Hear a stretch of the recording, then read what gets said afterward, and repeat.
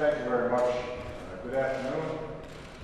Along with President Domorowski, I'm very pleased to welcome our outstanding allies from across Central and Eastern Europe.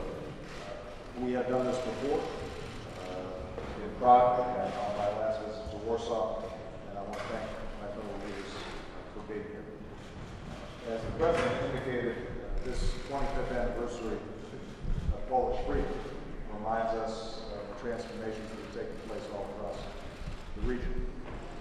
Countries represented here have all undertaken hard reforms, have built democratic institutions, have delivered greater prosperity for their citizens, and underlying this progress is the security guarantee that comes from NATO membership.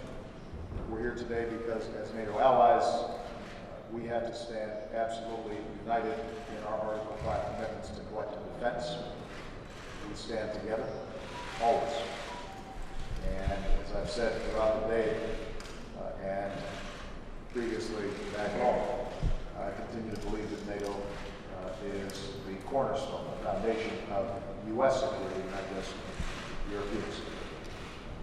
Given Russia's actions in Ukraine, NATO has increased its presence across the region from the Baltics to the Black Sea. I thank our allies for the contributions they're making, and I'll be discussing the initiative that I announced today to bolster the U.S. presence in Europe.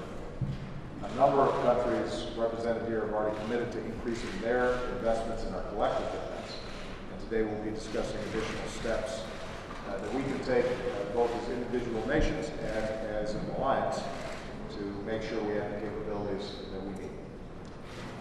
I expect that we'll also have an opportunity to discuss how Europe, especially Central and Eastern Europe, can continue to diversify its energy sources.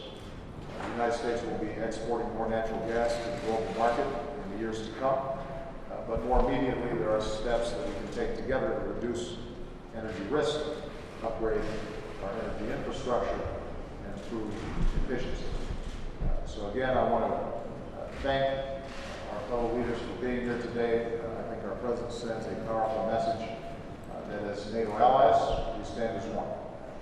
Citizens across Central and Eastern Europe need to know that what you've built over the last 25 years, no other nation can take away. So again, thank you, President Domorowski, for your hospitality. And I think once the press clears the room, we can get the meeting started.